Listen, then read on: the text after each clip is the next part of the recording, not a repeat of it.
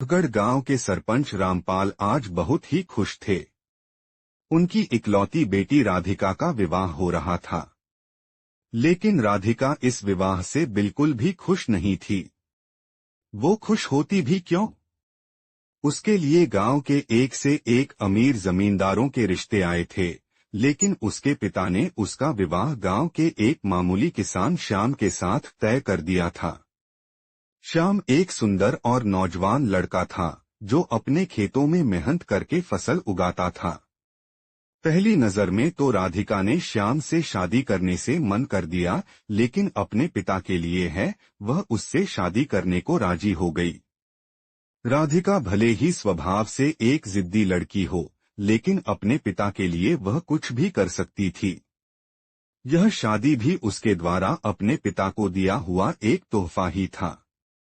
रामपाल अपनी बेटी राधिका के लिए बड़े से बड़े जमींदार का रिश्ता ला सकते थे, लेकिन उन्होंने श्याम को चुना, इसके पीछे भी एक वजह थी।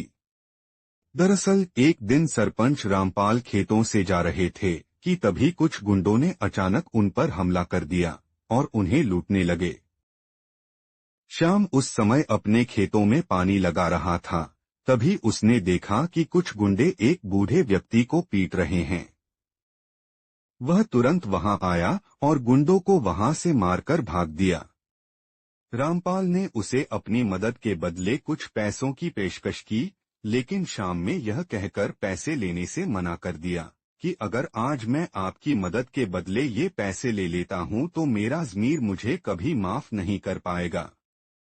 श्याम की इस बात ने सरपंच का दिल जीत लिया। वे रोज श्याम को खेतों में मेहनत करता देखते।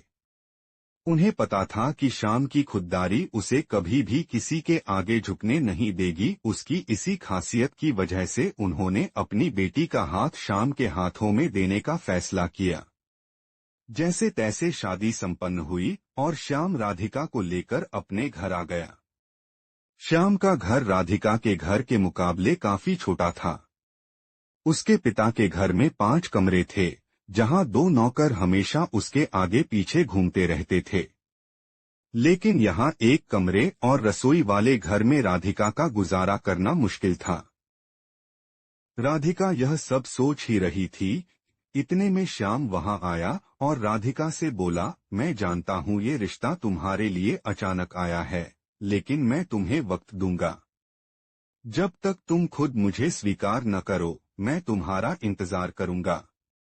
श्याम की इस बात से राधिका के दिल में एक कोमल एहसास जागा। दिन बीतते गए, श्याम की सच्चाई और उसकी मेहनत और लगन राधिका का दिल जीतने में कामयाब हो रही थी। श्याम राधिका को कोई कमी नहीं होने देता। राधिका खाना बनाने में थोड़ी कच्ची थी, तो श्याम अक्सर खाना बनाने में उसका हाथ बटाया करता। खेतों में काम करके आने के बाद वह राधिका को उसके पिता से भी मिलवाने ले जाया करता था, ताकि वह अपने पिता के स्वास्थ्य की चिंता न करे। राधिका अपने पति को अपने पिता की चिंता करते देखकर हमेशा ही खुश हुआ करती थी। सब कुछ सही चल रहा था, पर फिर भी एक कमी थी, जो अंदर ही अंदर राधिका को श्याम को अपनाने से रोक रही थी। राधिका हमेशा सोचती थी कि वह एक पढ़ी लिखी और बड़े परिवार की लड़की होकर श्याम जैसे मामूली किसान से कैसे प्यार कर सकती है। एक दिन राधिका घर की सफाई कर रही थी, तभी अचानक उसकी नजर अलमारी के ऊपर रखे संदूक पर गई।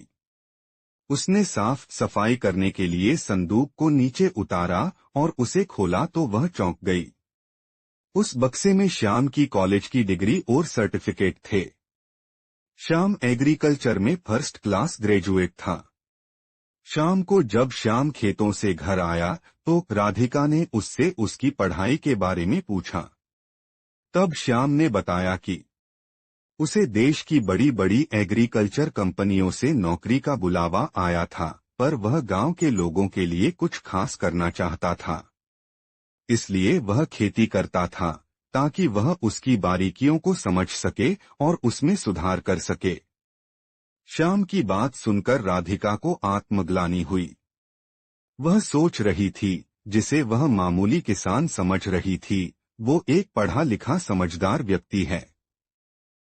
धीरे धीरे राधिका ने श्याम को अपने मन से पति मानना शुरू कर दिया।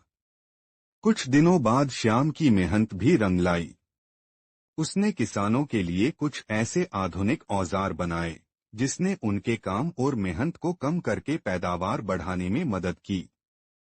राधिका और श्याम भी अब खुशहाल दंपत्ति की तरह जीवन जीने लगे।